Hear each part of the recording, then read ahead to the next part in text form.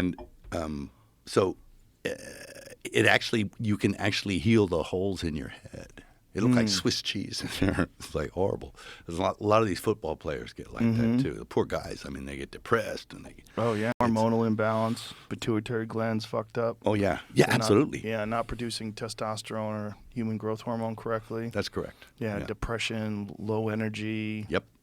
Irritability. Irritability. You want to kill somebody. You know, it's like terrible. Yeah. Thing, you know, and it's just not socially acceptable. Plus, I don't want to go to prison. Yeah. So. Well, the rugby, I bet that's a giant factor. Yeah, I played from like 13 to probably in my late teens, and you get knocked around a little. 100%. You know. Yeah, there's no ifs, ands, or buts about that. No helmet, no, you know. Well, people don't realize like even shots to the chest cause brain damage. Oh yeah. Yeah, that's what people are realizing now. Yeah, sure. You know? I mean, you know, and like I'm addicted to the UFC, right? I love it. But I know that these guys are, I feel kind of sorry for them. I do as well. Yeah. And one of the guys, I knew one of the guys fairly well. And usually I'm pretty immune to but he was in there and he was fighting against Volkanovski. It was Brian Ortega.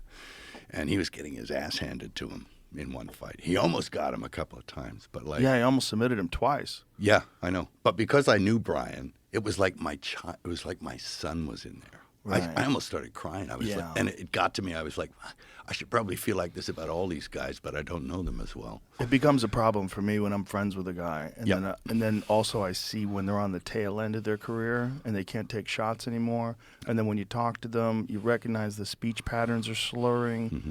Yeah. Yeah, I met Muhammad Ali when he was in a chair, you know. Oof. And I don't know if I could even tell this story. What he said was so funny. But he was still in there, and he was still a little devil. And he was like, and he was still fucking with people. Of course. But it was like, I can't tell this story. You can't? No, man. Okay. Well, footnote it. Tell me later. I'll tell you later. It's funny. But it was my assistant, you know. It's what he said to my assistant. It was like so funny.